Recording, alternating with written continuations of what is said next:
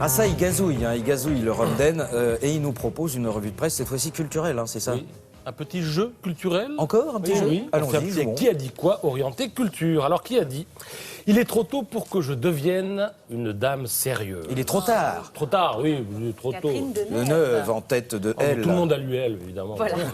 Si vous lisez tous elle, ça me complique la vie. C'est effectivement Catherine Deneuve. On la verra en ouverture du Festival de Cannes, puisque son film La tête haute est projeté. Avec ce risque, vous avez vu quand même, elle est en très très gros plan, elle assume complètement son visage et tout. Ça, c'est vraiment la grande star hein, qui se dit j'ai pas peur de montrer tel que je suis en une de elle, une qui fait beaucoup parler. Hein.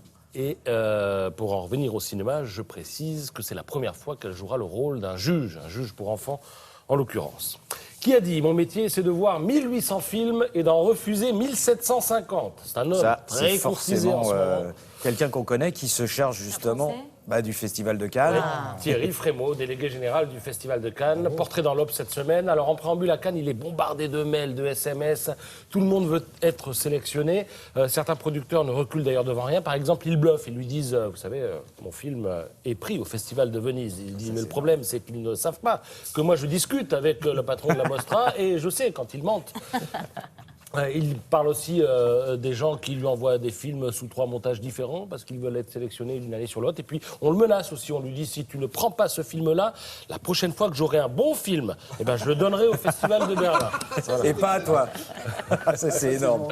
Qui a dit: je n'ai fêté qu'une fois mon anniversaire, et c'était quand j'ai eu 50 ans, et j'ai dit le prochain, je le célébrerai. C'est Charles Aznavour. J'ai même pas fini déjà. Elle dit... Parce que je l'ai lu l'article, c'est pour ça. Elle a lu l'article de l'interview, en l'occurrence, de Charles Aznavour dans Paris Match. C'est effectivement lui, il fêtera que son 100e anniversaire, après avoir fêté le... Alors on y arrive au 100e, hein, puisqu'il a 91 ans, il sera sur scène. Ah oui, enfin on y arrive, il y a encore 9 ans quand même. Il sera sur scène au mois de septembre prochain. Alors à Paris Match, je lui dis: qu'aimeriez-vous comme épitaphe? Et lui répond: les vers se vengent.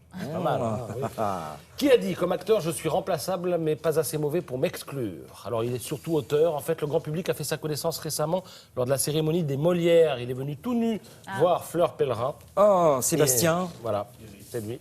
Sébastien Thierry. Bravo, gagné, Sébastien Thierry, qui figure parmi les dramaturges français les plus traduits et les plus joués à l'étranger. C'est aussi le gendre de Philippe Tesson, apprend-on en lisant cette semaine le Nouvel Obs.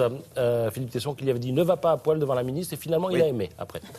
Pour finir, qui a dit: j'ai gardé un souvenir mitigé de mon expérience de juré à Cannes. Le jury était composé de personnes de toute nationalité, mais du coup il y avait beaucoup d'interprètes et nous n'avions pas un accès direct à la parole de l'autre. Alors c'est une femme qui est actrice et qui avait assumé cette fonction parce qu'elle avait très envie à l'époque, c'était en 94, de rencontrer Clint Eastwood, qui était le président du jury. Cette femme, c'est la taulière, on en a déjà parlé, c'est Catherine. Voilà, gagnée, on a commencé avec elle, on termine avec elle. Et pourquoi voulait-elle rencontrer Clint Eastwood à l'époque? Parce qu'il était question d'elle pour jouer le rôle qu'a joué Meryl Streep dans Sur la route de Madison. Voilà ce qu'on apprend dans cette interview de elle, que tout le monde a lu visiblement.